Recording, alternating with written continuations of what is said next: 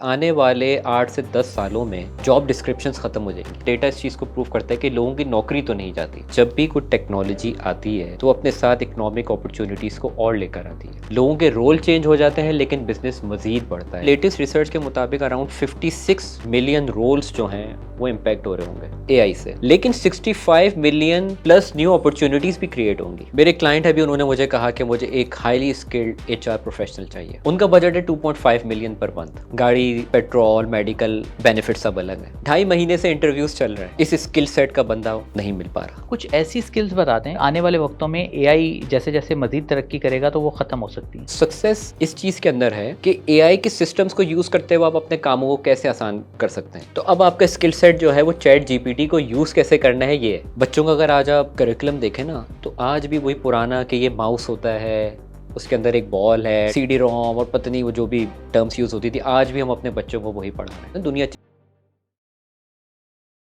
अस्सलाम वालेकुम। आज की दुनिया में एआई ह्यूमन रिसोर्स के तरीकों को बदल रहा है। क्या आने वाले दिनों में इंसानों की जगह एआई ले लेगी या इंसान और एआई साथ मिलकर तरक्की कर सकते हैं? आज की पॉडकास्ट इसी मौजू पर है और इस पर बात करने के लिए मेरे साथ मौजूद हैं खलील ज़फ़र साहब, जो एचआर एक्सपर्ट हैं और टैलेंट हंटर भी हैं। तो आइए उनसे बात करते हैं। अस्सलाम वालेकुम खलील भाई, वालेकुम कैसे हैं आप? सलाम, खैरियत से हैं? अल्हम्दुलिल्लाह। बहुत शुक्रिया, आपने रफ्तार नाव के लिए वक्त निकाला। बहुत शुक्रिया। अच्छा अच्छा, मुझे सबसे पहले स्टार्ट करते हैं। मुझे ये बताएं कि एआई और ह्यूमन रिसोर्स का ताल्लुक है क्या? क्या वाकई ये बात सही है कि आने वाले कुछ सालों में इंसानों की जगह एआई ले लेगी और हम लोग काफ़ी तादाद में बेरोज़गार हो जाएंगे? सबसे पहले ही आपने जो है ना, वो कहते हैं ना, छक्का मार के एक मुश्किल सवाल पूछ लिया। देखिए, इसके दो जवाब हैं। एक, one answer is based on data. दूसरा ये है कि to be very honest we don't know. पहले डेटा की बात करते हैं। 50s, 60s, 30s से ये क्वेश्चन हमारे पास 1930s से आते हुए आ रहे हैं। 1930s में डेटा निकाला गया ह्यूमन रिसोर्स एक्सपर्ट्स ने, जब फर्स्ट टाइम सीमेंट मिक्सर जो है वो इंट्रोड्यूस हुआ कंस्ट्रक्शन के लिए। उससे पहले हाथों से कंस्ट्रक्शन होती थी। तो सबने कहा कि शायद कंस्ट्रक्शन वर्कर्स की जॉब खत्म हो जाएगी। जब मिक्सर 67 आया। जब मिक्सर आया, 60-70 ईयर्स के बाद पता चला ऐसा नहीं हुआ। सेम क्वेश्चन अराइज हुआ जब computers first time office environment के अंदर आए। सबने कहा कि लोगों की जॉब खत्म हो जाएगी, अब कंप्यूटर्स आ चुके हैं। 30-40 साल बाद दोबारा ऐसा नहीं हुआ। 70s में रिसर्च दोबारा कंडक्ट की गई, जब यूएस में फर्स्ट टाइम एटीएम मशीन, या जिसको आप बोलते हैं कि ऑटोमेटेड टेलर मशीन्स इंट्रोड्यूस हुई। तो वहाँ के जो लोग थे, जिनको आप कैशियर्स या टेलर्स बोलते हैं, उनका डेटा ये था कि देयर वर अराउंड तकरीबन 2.5 लाख के करीब यूएस के अंदर टेलर्स थे। वंस अगेन एक्सपेक्टेशन ये हुई कि लोगों की जॉब खत्म हो जाएगी।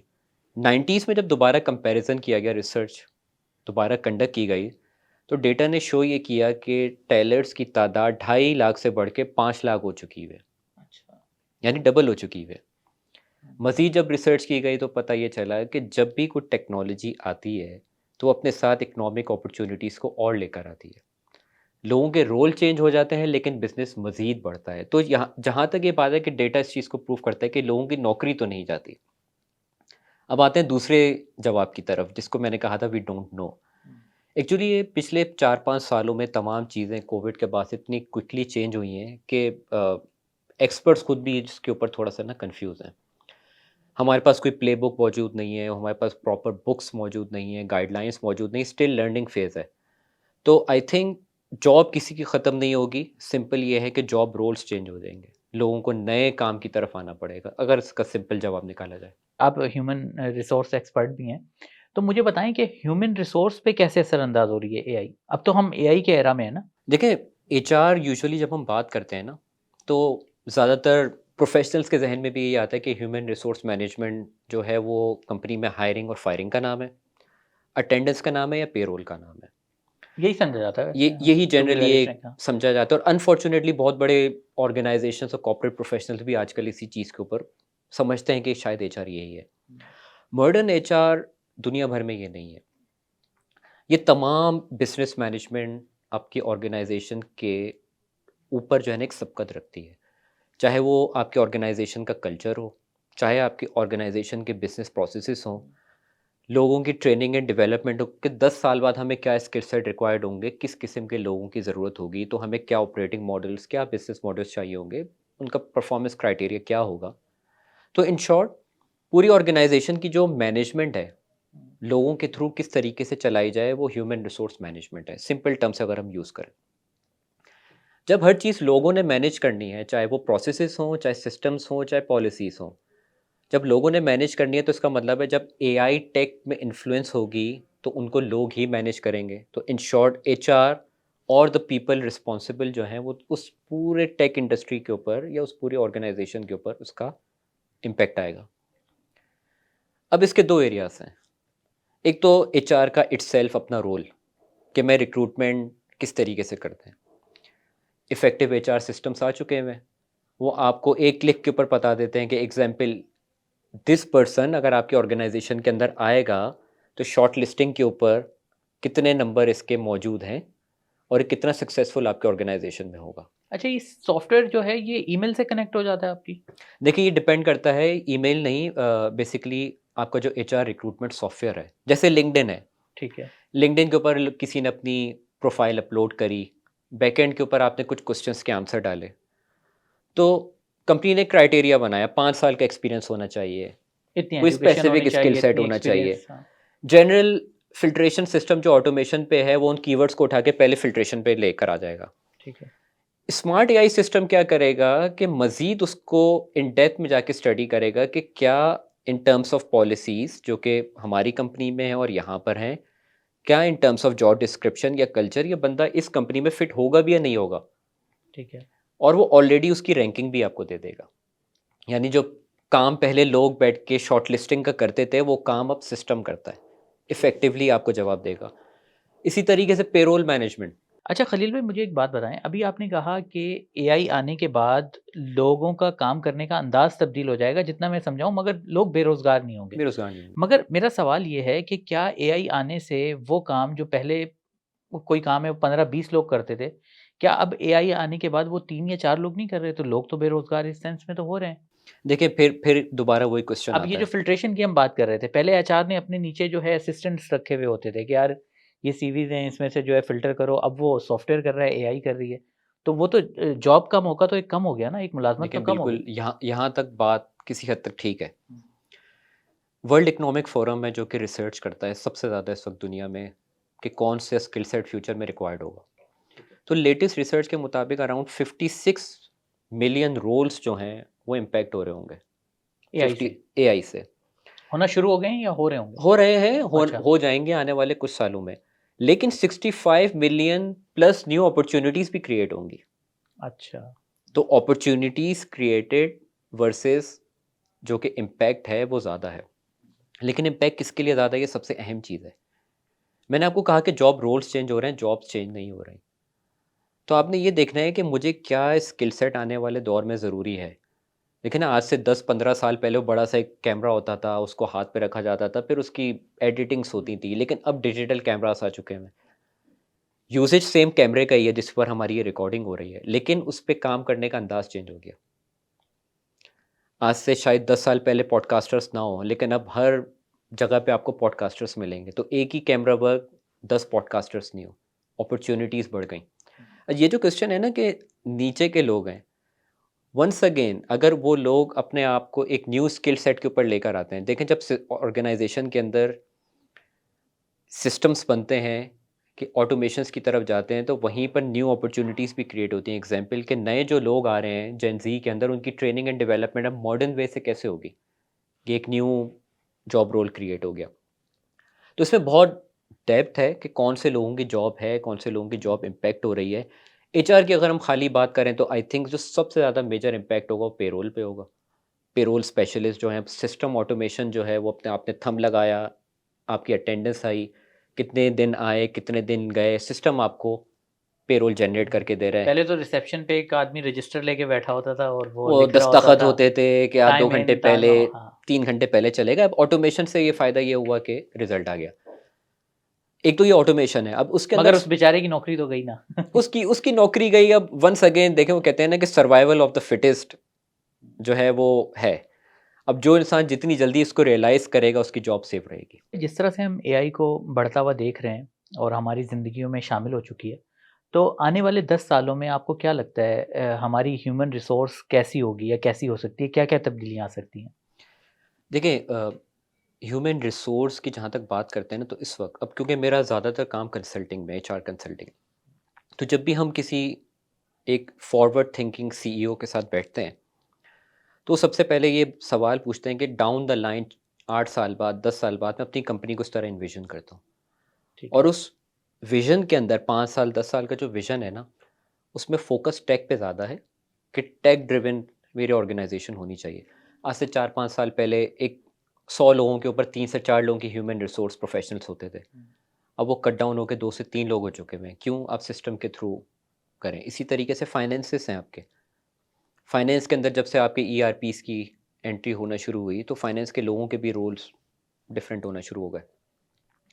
तो आई थिंक नंबर वन, लोगों की जो जॉब्स हैं, यानी in terms of the ratio के फाइनेंस के लोग कितने होने चाहिए, अकाउंट्स के, सीएफओ का रोल क्या होगा, एचआर में कितने लोग होने चाहिए, मार्केटिंग में कितने लोग, वो कट डाउन होगा। ठीक है। नंबर ऑफ पीपल जिसकी हम बात करते हैं वो ज़रूर कट डाउन होगा। दूसरी तरफ अगर हम देखें ना, तो कंपनीज इस चीज़ की तरफ बहुत ज़्यादा फोकस करें कि हमारे जो लोग हैं उनका स्किल सेट बहुत हाई हो। ठीक है। Example, Robert mostly, one of the biggest, जिनको कहते हैं कि कंपनसेशन एंड बेनिफिट्स के एक्सपर्ट कहलाते हैं दुनिया में। Hmm. I had the privilege of you know having some discussion with him. उन्होंने मुझे एक बात कही कि खलील, आने वाले 8 से 10 सालों में जॉब डिस्क्रिप्शंस ख़त्म हो जाएंगी। अच्छा। जॉब डिस्क्रिप्शन क्या है कि एक बंदा एक ऑफिस में आया, सबसे पहले बेसिक ये है कि उसको एक जॉब रोल दिया जाता है तुम्हारा कि ये काम है। तुम्हारा ये काम है।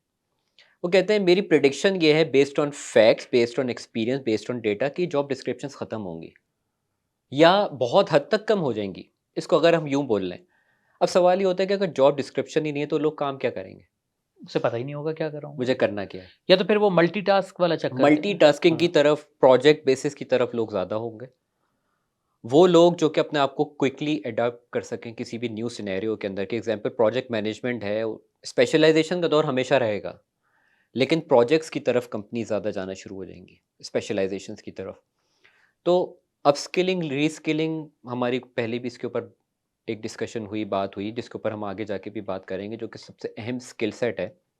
जो लोग अपने आप को अपडेटेड रखेंगे कि आने वाले दौर में क्या स्किल सेट रिक्वायर्ड है, उनके लिए जॉब अपॉर्चुनिटीज़ तो बहुत ज़्यादा और बहुत अच्छी हैं।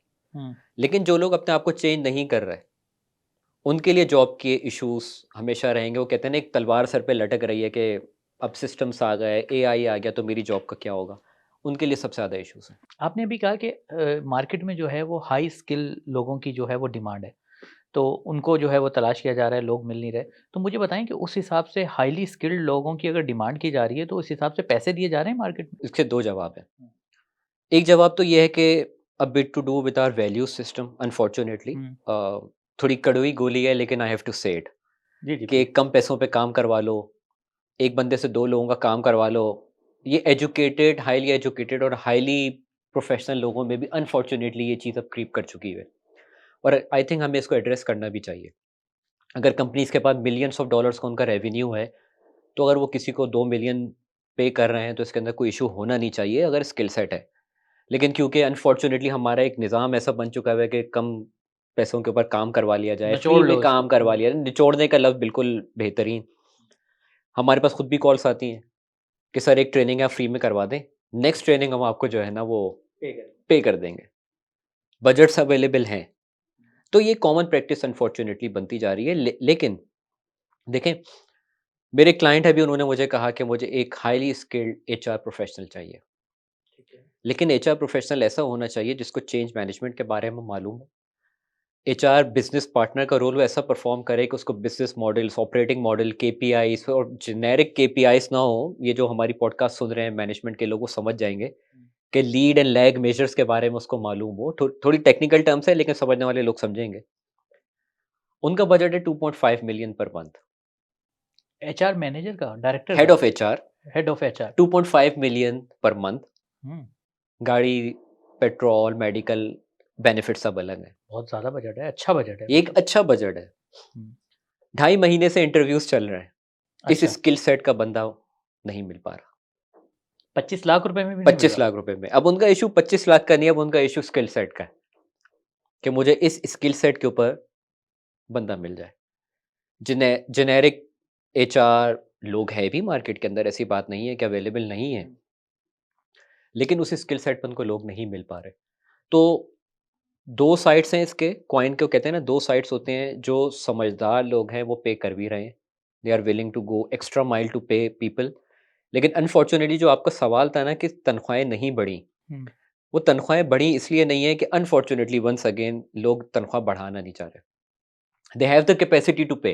प्रॉफ़िट्स बढ़ रहे हैं यानी कि प्रॉफिट्स बढ़ रहे हैं ऐसी हुँ, बात नहीं है, in spite of all the economic ठीक है, इश्यूज़ हैं, लेकिन जो मेरा अब तक का कंसल्टिंग एक्सपीरियंस है, कंपनीज़ के पास बजट्स हैं।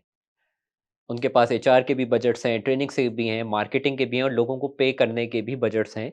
लेकिन फॉर व्हाटएवर रीज़न इसको मैं आई थिंक अपना हमारे पाकिस्तान का एक वैल्यू सिस्टम के अंदर मैं लिंक करता हूँ। मेरी एक थ्योरी है, I call it socio cultural model of leadership. ठीक है। वो ये है कि जो सोसाइटी के नॉर्म्स होते हैं ना, या जिस सोसाइटी में हम लोग पलते बढ़ते हैं और जो हमारे ऊपर हमारे जो कल्चर का इम्पैक्ट होता है, उसी माइंडसेट को लेके हम अपने ऑफिस के अंदर आते हैं, ठीक है। उसी माइंडसेट को लेके। हुँ, तो वो सोसाइटीज़ जहाँ पे लोगों को ग्रो कराने का, खुद ग्रो करने का, इनोवेटिव, रिवॉर्ड, हमारे यहाँ तो लोगों टाँगे की खींचने बात का रिवाज है। सुनने का, हुँ, ये जो हम सारे लीडरशिप के प्रोग्राम्स के अंदर हम ये करवाते हैं ना, लिसन टू एवरीवन, एम्पैथी, लोगों को बढ़ाना, आप उस वक़्त तक लीडर नहीं बनेंगे जब तक आप अपने अंदर लीडर्स प्रिपेयर नहीं करते। ये तमाम कल्चरल चीज़ें हमारी सोसाइटी में अनफॉर्च्यूनेटली थोड़ी मिसिंग हैं।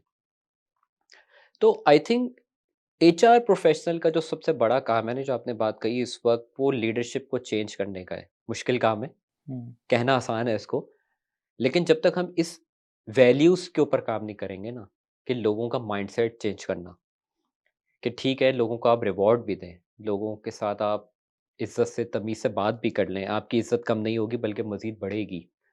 मॉडर्न वे ऑफ एचआर जिसको आप बोलते हैं, जिसको आप पीपल एंड कल्चर बोलते हैं, तो लोग आई थिंक कंपनीज़ को ग्रो करने की भी अपॉर्च्युनिटीज़ हैं, सिस्टम्स में ग्रो करने की भी अपॉर्च्युनिटीज़ हैं और कंपनीज़ को इटसेल्फ आगे बढ़ने के लिए भी न्यू एवेन्यूज़ मिल सकते हैं। तेज़ी से एआई जो है वो हमारे काफ़ी सारे काम जो है वो बहुत आसानी से कर रही है।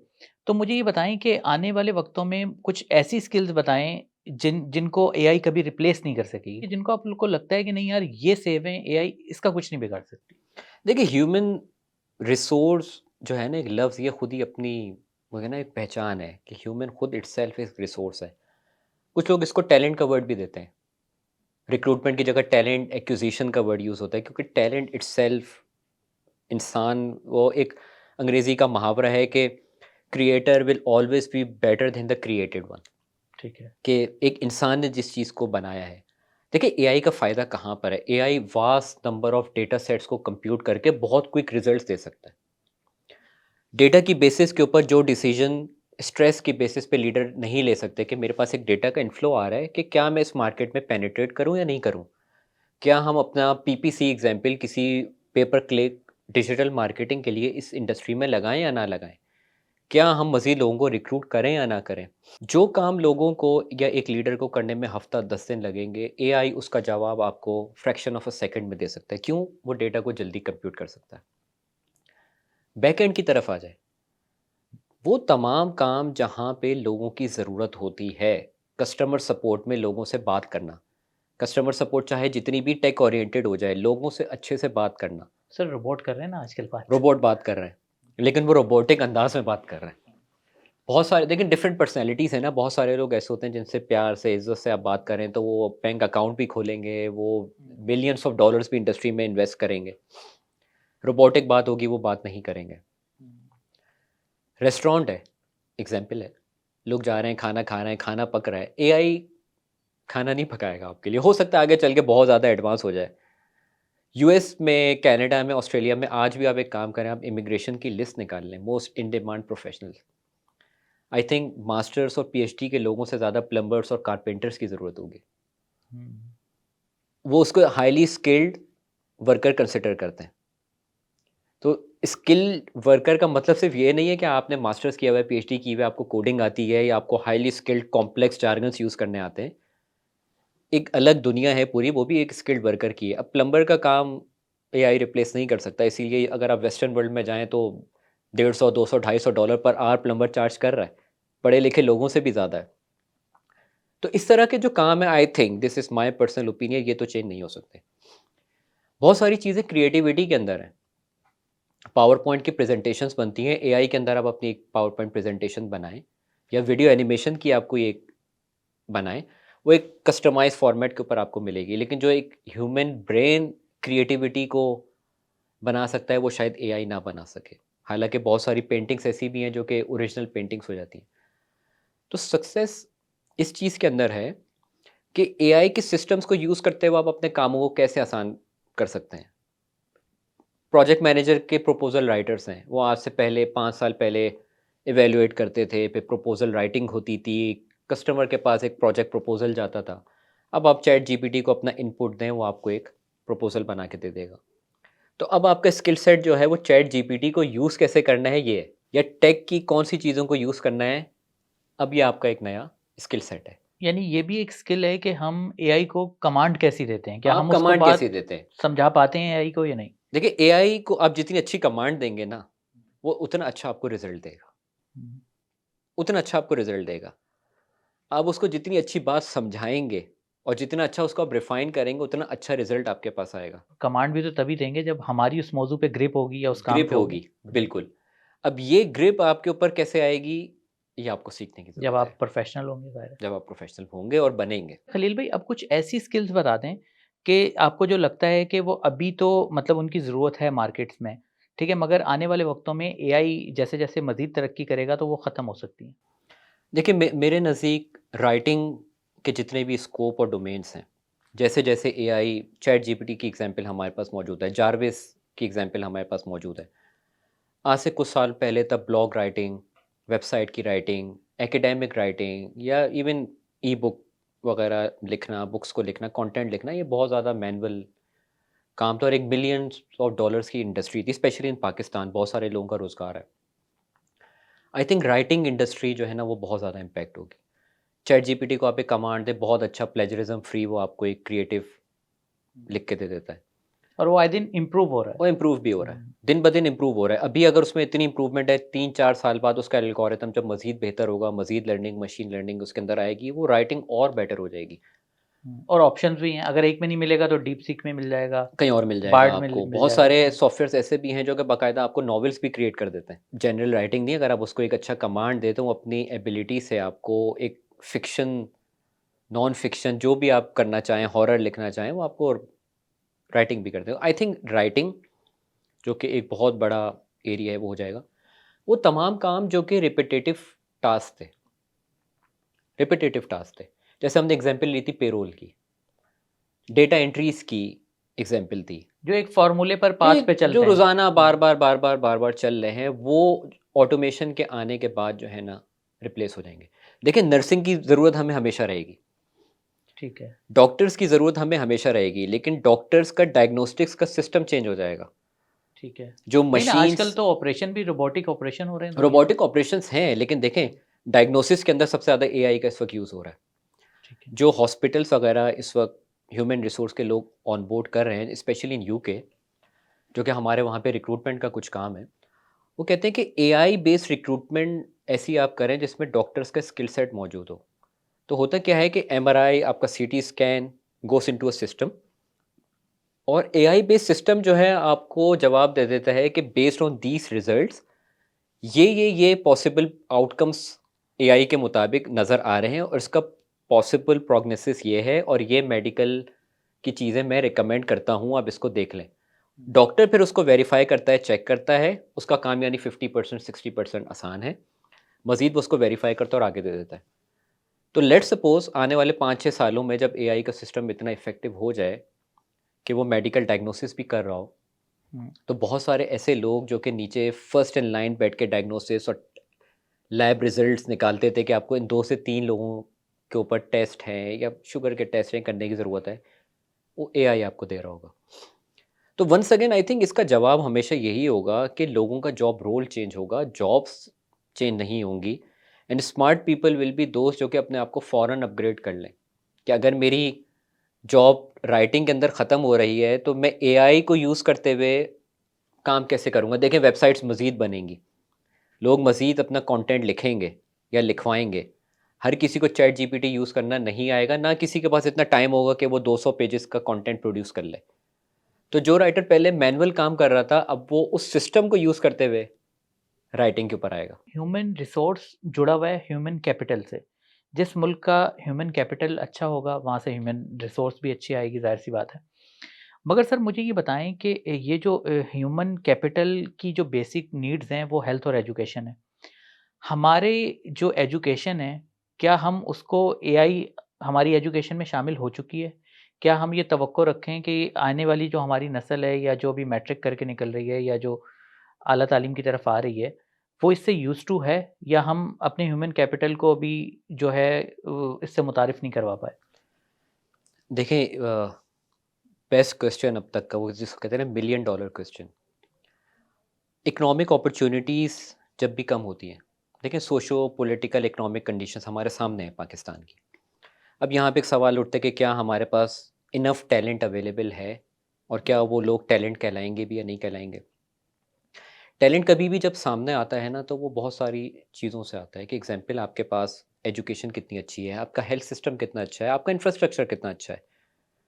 अब अगर आपके पास स्कूल्स ही नहीं है और उन स्कूल्स में प्लेग्राउंड्स नहीं है, आपके इलाकों में वहाँ पे पार्क्स की जगह बिल्डिंग्स बन गई, तो यू कैन नॉट एक्सपेक्ट कि हमारे मुल्क में एथलीट्स प्रोड्यूस हों जो कि ऑस्ट्रेलियन जैसे हों। ऐसा पॉसिबल नहीं है क्योंकि अब आपके पास इंफ्रास्ट्रक्चर नहीं रहा। आपका एजुकेशन सिस्टम रोte लर्निंग के ऊपर है, क्यूरियोसिटी को वो प्रोड्यूस नहीं करता। एग्जाम्पल से मैं आपको समझाता हूँ। यूएस का एक वीज़ा है एनआईडब्ल्यू, नेशनल इंटरेस्ट वेवर, लोग बहुत ज़्यादा उसको अप्लाई करते हैं, सक्सेस रेट बहुत कम है। ठीक है। वो मेरी पूरी गिनवी दुनिया से टैलेंट हंट करते हैं पूरी शायद। दुनिया से टैलेंट हंट करते हैं। मेरी एक यूएस बेस्ड इमिग्रेशन कंसल्टेंट से बात हुई। उन्होंने बोला, कहते हैं क्राइटेरिया को आप समझने की कोशिश करें, नेशनल इंटरेस्ट वेवर, आपके पास ऐसा स्किल सेट मौजूद है जो कि यूएस गवर्नमेंट को सपोर्ट करेगा टुवर्ड्स इकोनॉमिक प्रॉस्पेरिटी। अब हमारे पास आ जाए, हम आपको ग्रीन कार्ड दे देते हैं। अच्छा।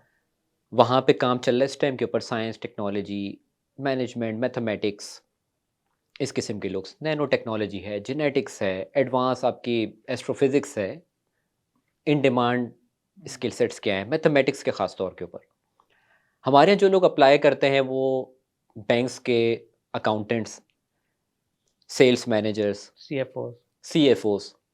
अब वो कहते हैं हमें सीएफओ नहीं चाहिए, हमारे पास बहुत अच्छे-अच्छे सीएफओज़ मौजूद हैं। क्या आप फाइनेंस में कोई ऐसी चीज़ कर सकते हैं, ऐसा रेवोल्यूशन ला सकते हैं कि अकाउंटिंग सिस्टम्स या कंपनी की फाइनेंसेस टोटल चेंज हो जाएँ? क्या आपके पास ये स्किल सेट है? अनफॉर्च्यूनेटली नहीं है। अब वो क्यों नहीं है? जैसा कि आपने कहा कि हमारा एजुकेशन सिस्टम उसके ऊपर बेस नहीं करता। बच्चों का अगर आज आप करिकुलम देखें ना, तो आज भी वही पुराना कि ये माउस होता है, उसके अंदर एक बॉल है, डॉस है और उसके अंदर सीडी रोम और पता नहीं वो जो भी टर्म्स यूज़ होती थी, आज भी हम अपने बच्चों को वही पढ़ा रहे हैं। आज से शायद 20-25 साल पुरानी प्रोग्रामिंग लैंग्वेजेस हमारे पास मौजूद हैं, दुनिया चेंज हो चुकी है। तो आई थिंक सबसे पहले as a national policy clear होना चाहिए कि हमारी साइंस एंड टेक्नोलॉजी और एआई पॉलिसी क्या है। देखें, this is something not new, Europe के अंदर ऑलरेडी एआई पॉलिसी बन चुकी है। यूएस के अंदर डोनाल्ड ट्रम्प जब आए तो बहुत ज़्यादा एक इश्यूज़ क्रिएट हुए।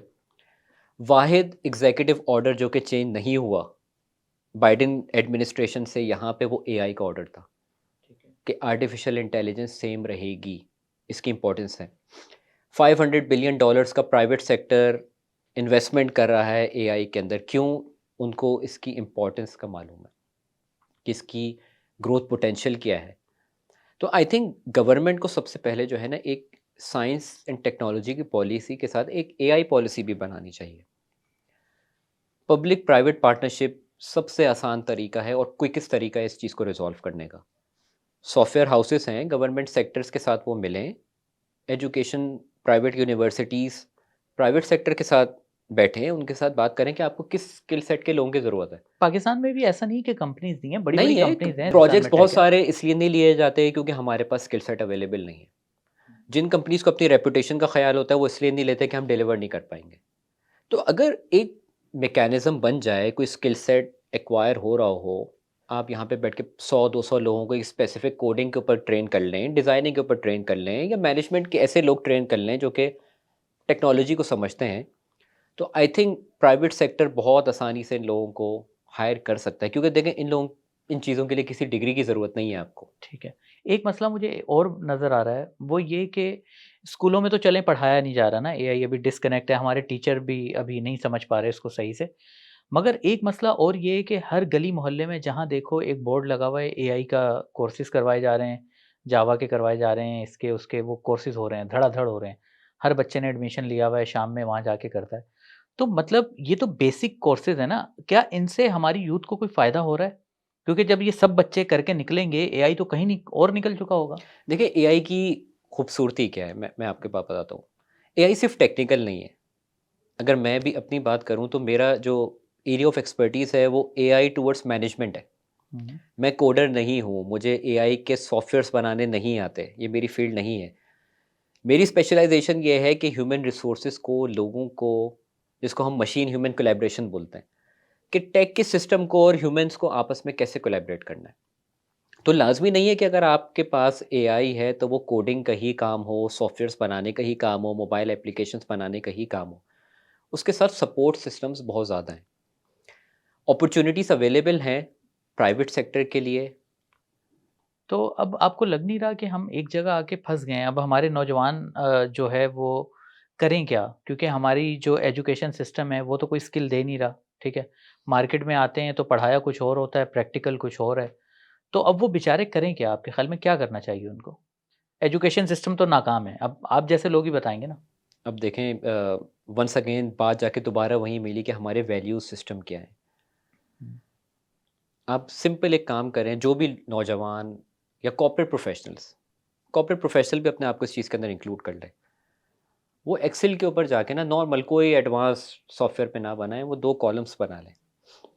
वो ये लिखें कि आपने अपनी इंटेलेक्चुअल डेवलपमेंट के ऊपर कितने कोर्सेज़ किए, हार्वर्ड बिज़नेस रिव्यू के कितने आर्टिकल्स पढ़े, कितनी न्यू पॉडकास्ट सुनी, कितने एक्सपर्ट्स को आपने जाके देखा, कौन से मैगज़ीन्स पढ़े, उसका नंबर ऑफ़ आवर्स या मनी निकाल लें। एज़ कम्पेयर्ड आप चले जाएँ कि आपने सोशल मीडिया के ऊपर कितना टाइम स्पेंड किया, टिकटॉक कितना टिकटॉक्स पे देखा? आपने कितनी रील्स देखी, ठीक है?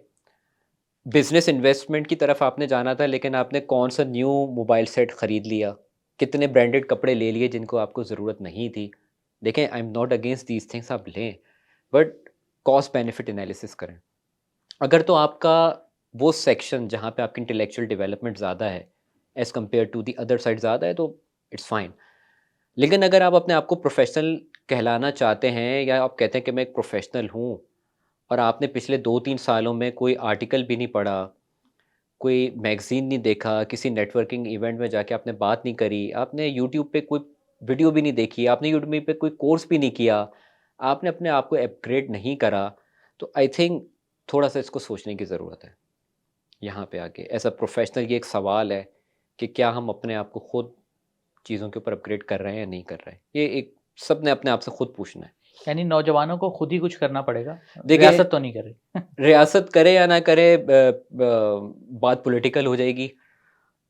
बहुत सारे लोग इसको आज़मा चुके हुए हैं, what to do.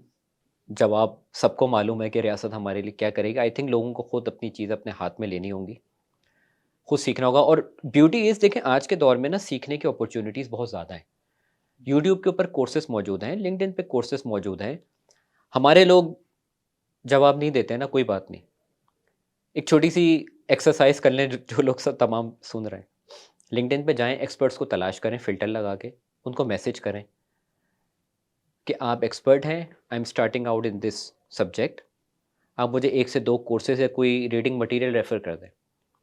Through out the world आप भेजें, मैं आपको गारंटी देता हूँ, मैं खुद इस चीज़ का विटनेस हूँ। आप 100 लोगों को मैसेज करेंगे, 50 टू 60 के का जवाब आपके पास लाज़मी आएगा। ये हमारे थोड़े-से इश्यूज़ हैं वन्स अगेन वैल्यू स्पेस के, हमें जवाब नहीं देना, हम थोड़ा-सा सख्त मिज़ाज हो जाते हैं पोज़ीशन के ऊपर जाने के बाद।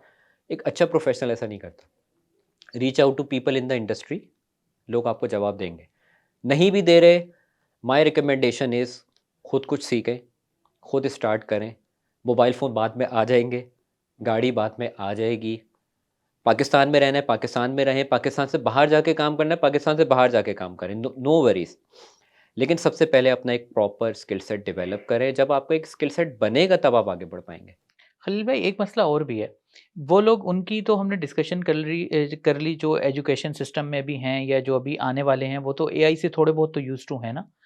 कुछ लोग ऐसे हैं कि जिन्होंने अपनी पूरी तालीम हासिल की, उसके बाद उनका एक्सपीरियंस भी है, 20-25 साल से वो फ़ील्ड में काम भी कर रहे हैं, बहुत ज़्यादा तजुर्बेकार हो चुके हैं। मगर उनके लिए उनकी पूरी एजुकेशन और पूरा ये जो उनका एक्सपीरियंस है, उसमें एआई शामिल नहीं थी क्योंकि ये तो 4-5 साल से आई है। तो वो बेचारे आके फँस चुके हैं। इतना बड़ा तजुर्बा है मगर एआई से यूज़्ड टू नहीं है, वो क्या करें? देखिए चेंज ना उनको वैसे बहुत टफ़ टाइम मिल रहा है उनको? देखिए टफ टाइम मिल रहा है और टफ टाइम मिलेगा भी। हुँ, और ये सिर्फ एआई की वजह से नहीं है, कंप्यूटर्स जब आए तब भी यही चीज़ थी। ऑटोमेशन कहीं पर भी आती है, ये इश्यूज आते हैं। देखिए ये जो टफ टाइम है ना, इसको हम बोलते हैं चेंज चेंज मैनेजमेंट। हुँ, कंपनी अगर एआई कहीं पे इम्प्लीमेंट करना चाहती है ना, तो ये कंपनी की रिस्पॉन्सिबिलिटी है कि चेंज को वो मैनेज करे। एक चेंज मैनेजमेंट का एक्सपर्ट ला के देखें। सबसे मुश्किल काम अपने आप को तब्दील करना है, और ख़ास तौर पे वी बीइंग पाकिस्तानी, हम जब भी किसी चेंज मैनेजमेंट की जगह पे जाते हैं ना, तो एक एग्जांपल हमेशा सामने आती है कि पाकिस्तानी, ख़ास तौर पे कराची वाला, वो यूरोप में भी अगर जाता है ना, तो वो बोलता है कि बिरयानी कराची वाली मुझे नहीं मिल रही। हुँ, तो उसकी एक्सपेक्टेशन क्या है कि मैं यूरोप में जाके भी बिरयानी मुझे कराची वाली मिले। तो वो बिरयानी के ऊपर भी कॉम्प्रोमाइज़ ना करे, मैं भी खुद कराची वाला हूँ, नहीं करता। लेकिन बिरयानी का टेस्ट एक्सपेक्टेशन क्या है कि यूरोप में भी मुझे वही मिले, क्योंकि हम चेंज नहीं चाहते। आपको अगर चेंज चाहिए, हुँ, आपने एक स्किल सेट की बात करी ना, वर्ल्ड इकोनॉमिक फोरम इन तमाम के अंदर सबसे ज़्यादा जो अहम स्किल सेट है ना, वो अपस्किलिंग एंड रीस्किलिंग है। अपस्किलिंग रीस्किलिंग क्या है? वो लोग जो अपने आप को जितनी जल्दी न्यू स्किल सेट को सीखने में इन्वॉल्व कर लेंगे, खुद को मॉडिफ़ाई कर खुद लें। को मॉडिफाई कर लेंगे, खुद, ये सबसे अहम स्किल सेट है। दो वर्ड यूज़ हुए हैं यहाँ पे, upskilling and reskilling. Upskilling same job में होती है। ये कैमरा मैन है, यहाँ पे कैमरे का काम हो रहा है। अगर कोई न्यू टेक्नोलॉजी आ जाए, कोई न्यू सॉफ्टवेयर आ जाए, विद इन द सेम चीज़ आपने अगर सीखना है, तो अपस्किलिंग आपने करी। लेकिन अगर कैमरा ही ख़त्म हो जाए, कोई और चीज़ आ जाए, तो अब आपने रीस्किलिंग करनी है, नई चीज़ सीखनी है। तो दोनों चीज़ों को आपने देखते हुए कि कहाँ पे हमें अपस्किलिंग, कहाँ रीस्किलिंग की ज़रूरत है, सीखना कितना जल्दी है। जो लोग इसको जितनी जल्दी अडॉप्ट कर लेंगे, जॉब के अंदर सर्वाइव भी करेंगे और थ्राइव भी करेंगे। आपने किताब लिखी फ्यूचर ऑफ वर्क, तो ज़ाहिर-सी बात है कि आपने काफ़ी रिसर्च की होगी। तो आप मुझे ये बताएँ कि आने वाले कुछ सालों में, 20 सालों में, आपको क्या लगता है कि जब हम पलट के देखेंगे तो हमें ये फ़ील नहीं होगा कि एआई जो है उसने हमें नुकसान पहुँचाया, या हमें लगेगा कि नहीं यार एआई आने के बाद अच्छा हुआ दुनिया जो है तरक्की करके यहाँ से यहाँ आ गई? देखिए time will tell. AI policies, AI ethics एक हॉट डिबेट है। रिक्रूटमेंट के अंदर अभी ऐसा बहुत ज़्यादा हमारे सामने भी ये चीज़ हम फेस करते हैं कि बहुत अच्छे कैंडिडेट्स, पोटेंशियल कैंडिडेट्स मिस हो जाते हैं, क्योंकि शायद उन्होंने अपनी सीवी उस तरीके से स्ट्रक्चर नहीं करी होती जिस तरीके से एआई बेस्ड या हमारे सिस्टम की रिक्वायरमेंट है। क्योंकि जहाँ वो कीवर्ड्स मैच नहीं करते, सिस्टम उनको हटा देता है। जहाँ मैनुअल पहले काम होता था, तो सीवीज़ को देख के बहुत अच्छा एक पोटेंशियल मिल जाती थी। परफॉर्मेंस मैनेजमेंट की तरफ आते हैं, तो परफॉर्मेंस हर दफ़ा नंबर्स के ऊपर नहीं होती कि ये नंबर, सिस्टम नंबर्स देता है। लेकिन बाज़ औक़ात कोई बंदा लेट बैठा, उसने बहुत अच्छा काम कर दिया, क्वालिटी काम कर दिया, उसकी प्रमोशंस नेक्स्ट स्टेप के ऊपर ले जाना, वो एलिमेंट मिसिंग है। एआई की ethics is a serious issue her her field के अंदर, कि किस तरीके से इसको मैनेज करना है, इसको आगे कैसे लेके जाना है। But I think with the passage of time, 5 साल, 10 साल, 15 साल के बाद जैसे-जैसे कोई चीज़ एडवांस होती है, तो उसको मैनेज करने के तरीक़ाकार भी जो है ना, वो चेंज होते जाते हैं। तो मेरे ख़्याल में टाइम विल टेल। लोगों को ये चाहिए कि वो फ़िलहाल इतना, वो कहते हैं ना कि 20 साल आगे का ये ना सोचें कि क्या होगा, अभी जिस चीज़ की ज़रूरत है उसके ऊपर ज़्यादा फ़ोकस करें। जॉब वंस अगेन किसी की नहीं जाएगी। अल्लाह ने हर किसी का एक रिस्क रखा है, बीइंग अ मुस्लिम, लेकिन उसके साथ-साथ मेहनत भी ज़रूरत है। अब वो मेहनत क्या है कि आपने अपने आप को अपग्रेड रखना है। जो अपग्रेड रखेगा वो सर्वाइव करेगा। इस जदीद दौर में, एआई के दौर में आप जो है वो टैलेंट हंट किस तरह से करते हैं? मतलब अगर कोई वैकेंट पोज़ीशन है तो उसको फ़िल करने के लिए आप क्या चीज़ें किसी कैंडिडेट में देखते हैं? मतलब उसकी सीवी में, उसका प्रोफ़ाइल में, तो कुछ 4-5 की पॉइंट्स बता दें ताकि उन चीज़ों का लोग ख़्याल रखें और कहीं पे अप्लाई करें, तो उसको सामने रखते हुए करें। देखिए सबसे सबसे जो पहली बात है ना, वो ये है कि कंपनी ने एक जॉब पोस्ट करी। सबसे अहम चीज़ ये है कि आप उस जॉब को स्टडी करें और अपनी सीवी को उस जॉब के हिसाब से मोल्ड करें। एक सीवी हर जगह अप्लाई करने की नहीं होती। फाइनेंस का कोई बंदा है तो हो सकता है अकाउंट्स रिसीवेबल का फोकस कंपनी का ज़्यादा हो, या कॉर्पोरेट गवर्नेंस को मैनेज करने का काम ज़्यादा मांगा हुआ हो, या एचआर के अंदर पेरोल का फोकस ज़्यादा मांगा हुआ हो। हर जॉब के लिए खुद मॉडिफाई हर करें जॉब उसको। के लिए जॉब को देखते हुए अपनी सीवी को मॉडिफाई करें, नंबर वन। नंबर टू, खाली लिस्ट डाउन मत करें कि आपने वहाँ पे काम क्या किया है। एम्प्लॉयर्स जो होते हैं ना, दे लव टू सी कि आपने चेंज क्या लेकर आए हैं। क्या आपने सिर्फ जॉब करी है, या आपने कुछ सिस्टम में भी चेंजेस करी, क्या कंपनी को कोई फ़ायदा भी दिया। तो कोई अचीवमेंट, कोई आउटकम्स भी 1 से 2 लाइनों के अंदर ज़रूर लिखें कि इस जॉब के अंदर आपने क्या काम किया। तीसरी चीज़, हम जब भी शॉर्ट लिस्टिंग करते हैं ना, मैं जब भी कॉल करता हूँ तो सबसे पहला सवाल मेरा ये होता है, कोई भी बात पूछने से पहले, क्या आपने जॉब एड पढ़ा था। अनफॉर्चुनेटली 90% का डेफिनेटली पढ़ा होगा जवाब ये तभी तो होता अप्लाई है, कर नहीं, रहा है। 90% का जवाब ये होता है, जी वो हमने अप्लाई कर दिया, एचआर मैनेजर की पोजीशन थी। ऐड ही नहीं पढ़ा। एड ही नहीं पढ़ा, अल्लाह हो। टाइटल पढ़ा एचआर मैनेजर और सीवी के ऊपर अप्लाई कर दिया। तो सबसे पहला सवाल जो आपको खुद पूछना है ना, एचआर वाले जो पूछते हैं आजकल, वो ये है कि आपने जॉब पढ़ी है, आपने क्या टाइमिंग्स देखी थी, क्या आपने सैलरी को देख लिया था, क्या जॉब डिस्क्रिप्शन देख ली थी, किस सॉफ्टवेयर के ऊपर काम करना आपको आता था या नहीं आता था। वो कहते हैं ना, प्रिपेयर होके आप जाएं। सीवी को आपने मॉडिफाई तो करना है, लेकिन इंटरव्यू के लिए भी आपने प्रिपेयर होना है। जॉब डिस्क्रिप्शन को पढ़ के जाएं, कंपनी के बारे में रिसर्च करें। बहुत आसान है, देखें, हर कंपनी का ही मुख्तलिफ क्राइटेरिया है। हो सकता है कोई कंपनी परफॉर्मेंस को फोकस करती हो, कोई कंपनी कल्चर को फोकस करती हो। लिंक्डइन पे जाएं, उनकी पोस्ट देखें, क्या वो परफॉर्मेंस को ज़्यादा प्रमोट कर रहे हैं या एक अच्छे कल्चर को प्रमोट कर रहे हैं। इंटरव्यू के अंदर फिर आप कल्चर की बात करें। अगर परफॉर्मेंस की बात है तो परफॉर्मेंस की बात करें, ताकि एक सिंक्रोनाइजेशन हो कंपनी की कैंडिडेट के साथ। तो कस्टमाइजेशन बहुत ज़रूरी है। एक सीवी हर जगह अप्लाई मत करें।